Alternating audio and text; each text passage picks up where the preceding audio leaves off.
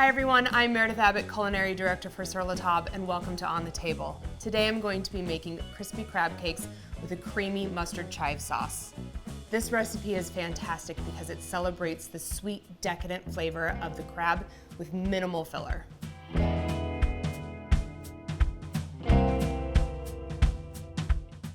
First, I'm going to get started by building my binder, which is everything that's going to hold this crab cake together. You need 1 egg, 1 large egg. Give it a little whisk. Mayonnaise. Dijon. Worcestershire. Say that 5 times fast. Old Bay seasoning. And some chopped parsley. I'm gonna whisk this together until it's nice and smooth. Do this first so that everything is nice and mixed and combined by the time you add your crab meat in. This crab cake is in the style of a traditional Maryland style crab cake, which utilizes Old Bay. Old Bay is a seasoning blend that has celery salt, some paprika, garlic, plenty of other things. If you don't have it on hand, any other seafood seasoning blend would be a great substitution. That is all mixed. Now I'm going to add in my crab meat. Try to find the lumped crab meat so you get nice big pieces. It's gonna have a nice texture in that crab cake. I'm going to gently fold this together and then I'm going to add in my crushed saltines. So gently folding, trying to keep those lumps nice and big, like so. And now for the binder. So these are crushed saltines. You can use any crushed oyster crackers, panko, or seasoned breadcrumbs. I like saltines because the flavor of the salt and that really kind of crispy, nutty flavor is already in there. Sprinkle this in, and now fold together. It's going to look pretty thin or kind of runny.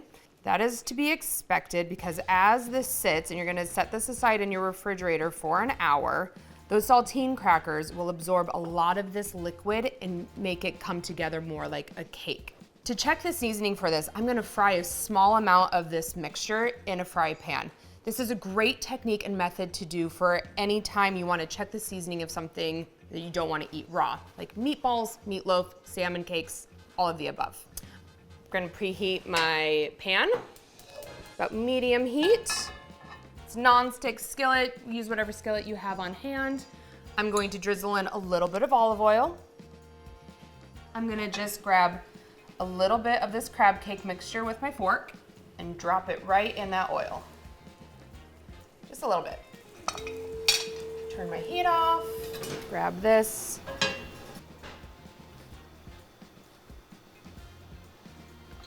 I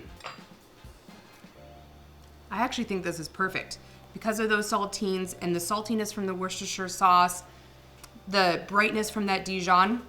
These are perfect as is. I don't need to season them anymore. And now that I'm happy with the seasoning, I'm going to do a little reset of my area and then form the crab cakes. Take a nice big scoop. See how easy that was? These things are a gem to have in the kitchen. I'm gonna form my mounds. I kind of do rough scoops like this at first. I can always even them out at the end. This one's a little bit smaller. I made that one pretty big. So I'm just going to steal a little bit of the crab mixture from this one, add it to this smaller one. And now I just want to kind of pat them together a little further just so they stick together better when I'm ready to fry them. Like so. And now that these are formed, I'm going to move them into the refrigerator for at least an hour. While my crab cakes are chilling, it's the perfect time to make my sauce. I'm serving my crab cakes with a warm sauce today. If you wanted to do a classic tartar or something like that, you absolutely could. This just makes it feel a little bit more elegant. I have a small saucepan, preheat with medium-low heat. Add a couple tablespoons of olive oil, just enough to coat the bottom. I'm gonna let that heat for just a minute, and I'm going to start with some shallots. I have some finely minced shallots. Shallots add a wonderful onion flavor without being overpowering, and it's going to marry well with all of the other flavors. I'm going to sweat these by cooking them gently. I don't want to develop any color on these. I just want to soften and cook them until they become translucent. This might take about 2 minutes or so. My shallots are nice and softened. They're slightly translucent, and now is when I add in my minced garlic. I add my garlic in separately and second after the shallots have already softened, because the garlic has a tendency to cook and burn quickly, and I just want to take it until it's fragrant. And now I'm going to add in white wine. Do this carefully away from you. You don't want it to splatter. It might bubble up a little bit. Like so. Give it a stir. We're going to let this simmer and cook until it's been reduced by about half. I reduce the wine. Not only does it burn off all of the alcohol, but it concentrates those flavors. All right, this is reduced by about half. And now off the heat, I'm going to add my creme fraiche. You add it off the heat so there's no chance of it curdling. Creme fraiche or sour cream, again, if you can't find creme fraiche, but it's pretty readily available now. And my whole grain mustard. And I'm going to puree this. I'm making my crab cakes a little bit more elegant or elevated today, so I want a nice, smooth, velvety sauce for this. Fully immerse your immersion blender in there. If you need to tip your pan a little bit to cover up these vent holes, please do so. And start on low.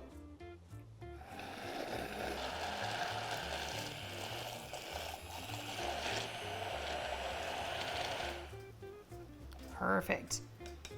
My mustard grains remained whole, and I love seeing those flecks, but the rest of the sauce, those shallots, the garlic, were all pureed in. I'm going to taste this.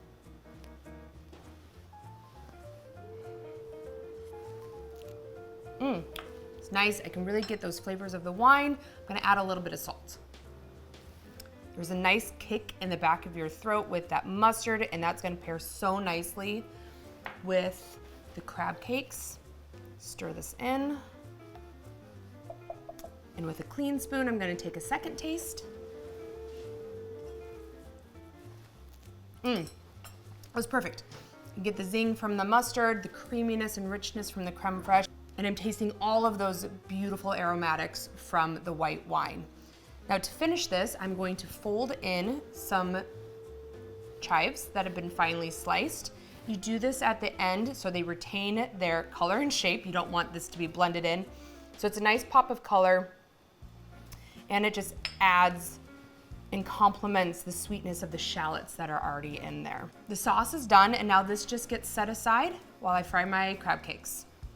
To fry the crab cakes, I have a preheated large nonstick skillet, medium heat, and about a tablespoon or two of oil in it. It's nice and hot. It's moving around the pan freely. And now I'm going to use my hands and gently place the crab cakes in the oil. You should hear a little bit of a sizzle. Perfect. And these are very delicate, so be very gentle with them.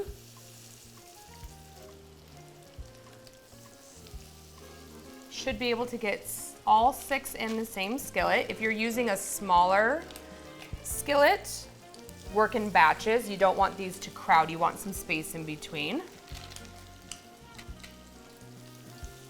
Move them around, adjust your spacing as needed. While these are crisping on the first side, I'm gonna wash my hands. Giving them a little shake just to make sure that they're not sticking. These should take about 3 to 4 minutes on each side. Adjust your heat as needed so they brown and don't burn. Slide my fish spatula underneath. can use my fingers if I need to, but give a confident flip. Look at that. That is the golden brown you are looking for. So flip all your crab cakes. Oh, yum. Work your way around. You just got to be confident with that flip. Because we did that gentle packing of the crab cakes before they chilled, they're holding together nicely when I flip them. Great. Now they're just going to cook on their second side for another 3 to 4 minutes and until golden brown, and then they're ready to serve. All right, my crab cakes are ready to go. Carefully scoop these out. I like to transfer them onto a parchment-lined baking sheet just to absorb any of that excess oil that might be on them. Move that aside. I'm going to grab my sauce. Just giving the sauce a little bit of a stir. Put it down on my plate. Maybe a little bit more, like so. And on with the crab cake. Garnish with a little more fresh chive. Oh, I'm going to take a little taste. A little bit of the crab cake, a little bit of the sauce.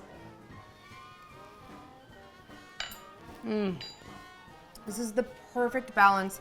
The mustard and the creme fraiche is so nice with the crispiness and the richness of the crab. There's no filler, so all I taste is the crab.